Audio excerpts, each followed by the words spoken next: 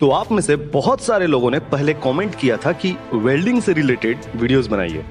तो चलिए आज हम शुरू करते हैं। कुछ क्वेश्चन आंसर्स जो कि एक वेल्डिंग फोरमैन या फिर वेल्डिंग सुपरवाइजर से इंटरव्यू के दौरान पूछा जाता है। वैसे तो अगर देखा जाए तो बेसिक चीजें सबको जानना चाहिए जो भी ऑयल एंड गैस फील्ड में काम करते हैं। तो यहाँ आगे मैं कुछ क्वेश्चन आंसर्स डिस्कस करूंगा, बट आगे के क्वेश्चन आंसर्स आप पर डिपेंड करता है। अगर आपका पॉजिटिव रिस्पॉन्स रहा तो हम आगे कंटिन्यू करेंगे। तो हमारा सबसे पहला क्वेश्चन यही होगा कि व्हाट इज वेल्डिंग, यानी कि वेल्डिंग क्या है। So answer is welding is a process to joining two similar और dissimilar material after heating with pressure और विदाउट प्रेशर। यानी वेल्डिंग एक प्रोसेस है, यानी एक प्रक्रिया, या कह सकते हैं कि एक तरीका है जिसके द्वारा हम किसी भी दो सेम या फिर अलग अलग मटेरियल को हीट यानी गर्म करने के बाद प्रेशर या बिना प्रेशर के साथ जोड़ते हैं। नेक्स्ट क्वेश्चन है what are the process of welding, यानी वेल्डिंग करने की प्रक्रिया क्या है। यानी सिंपल समझिए कि वेल्डिंग करने का तरीका क्या होता है। देखिए, अगर गौर किया जाए तो 19वीं सदी में अलग अलग प्रकार के टेक्निक्स डेवलप किए गए, लेकिन उनके अपने अपने कुछ फायदे तो कुछ नुकसान थे। वेल्डिंग का मतलब महज ये नहीं हुआ करता था कि दो मटेरियल को आपस में जोड़ दिए, जैसे कि ब्रेजिंग और सोल्डरिंग में होता है, जिसमें बेस मेटल ढंग से मेल्ट भी नहीं होते। तो वेल्डिंग एक ऐसा प्रोसेस है जिसमें बेस मेटल को एक्सट्रीम हीट के साथ मेल्ट करके एक मजबूत ज्वाइंट को डेवलप करते हैं ताकि दोनों मटेरियल एक दूसरे से जुड़ जाएं। इसके लिए हमें एडिशन में कुछ मेटल और गैसेस का यूज करना होता है, जिसे हम फिलर मटेरियल के नाम से जानते हैं। वेल्डिंग अलग अलग एनर्जी सोर्स के द्वारा किया जा सकता है, जैसे कि gas flame, electric arc, laser, electron beam, friction, ultrasound इत्यादि की सहायता से। पुराने जमाने में जब टेक्नोलॉजी उतना डेवलप नहीं था तो फोर्ज वेल्डिंग की सहायता से स्टील या फिर लोहे को गर्म करके हथौड़े से चोट किया जाता था, जो कि काफी समय तक चला। शायद आप अगर गांव वगैरह से जुड़े हो तो आपके यहाँ जो लोहार होते हैं उनके यहाँ आपको आज भी ये मेथड देखने को मिल जाएगा। चलो, आप भी बोलोगे कि भाई बकवास मत करो, तो चलिए टॉपिक पर आते हैं। लेकिन यार मेरा मानना है कि जानना चाहिए आप ये सब चीजें। ऐसा नहीं है कि मैं कोई बाबा हूं जो सब कुछ जानता हूं, नहीं, मैं भी सीखता हूं। तो आप भी आदत बनाओ, भले थोड़ा ही पढ़ो लेकिन पढ़ो भाई। देखो फिर भटक गए हम। खैर चलो, बात करते रहे थे टाइप्स ऑफ वेल्डिंग की।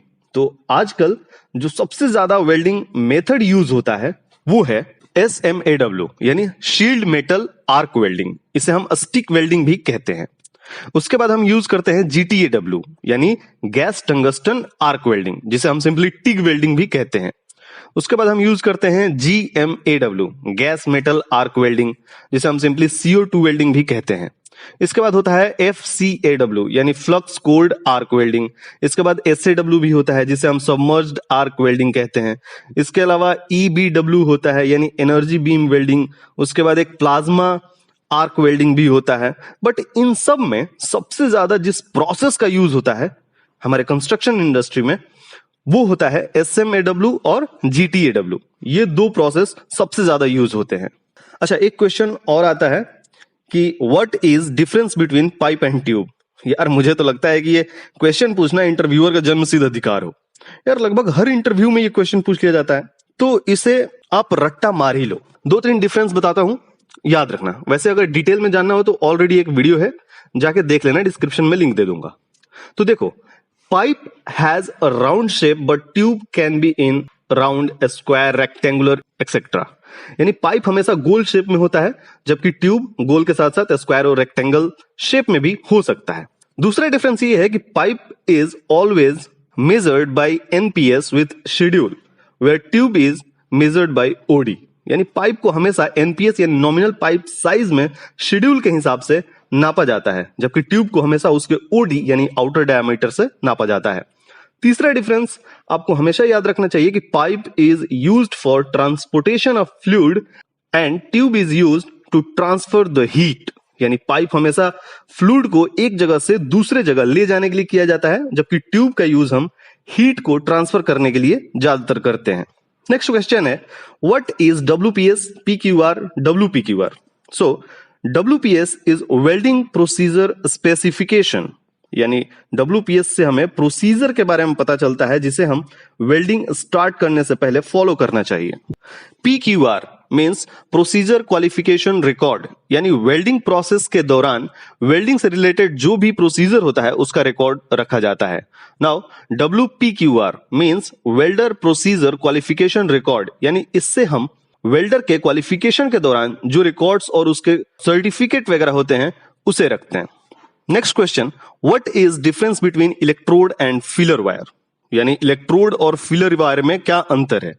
So answer is current passes through electrode and fuse, where as in filler wire current passes through tungsten electrode and fused externally। यानी पहला जो डिफरेंस है वो ये है कि इलेक्ट्रोड से खुद करंट पास करता है और इलेक्ट्रोड फ्यूज भी होता है खुद ही, जबकि फीलर वायर में करंट फीलर से नहीं बल्कि टंगस्टन इलेक्ट्रोड से पास करता है और फीलर को बाहर ही पिघलाया जाता है। Also, electrode is coated with flux which is prevent oxidation, but filler wire is bad and inert gas used to prevent oxidation। यानी इलेक्ट्रोड के ऊपर कुछ फ्लक्स कोटेड किया जाता है जो ऑक्सीडेशन को रोकता है, जबकि फीलर वायर में ऐसा कुछ नहीं है। फीलर वायर को अलग से इनर्ट गैस दिया जाता है जिससे कि ऑक्सीडेशन ना हो। तो यार आज के लिए बस इतना ही। आगे की वीडियो आपके ऊपर है कि इस वीडियो पर कैसा रिस्पॉन्स आप देते हैं, उस हिसाब से हम आगे का पार्ट रिकॉर्ड करेंगे। तो चलिए, अगर वीडियो पसंद आया हो तो लाइक और शेयर कर देना दोस्तों के साथ, और अगर पहली बार हमारे चैनल पर आए हो तो जाओ जाके और भी वीडियोस देखो। अगर अच्छा लगे तो चैनल सब्सक्राइब करना और उसके बाद बेल आइकन जरूर प्रेस कर देना।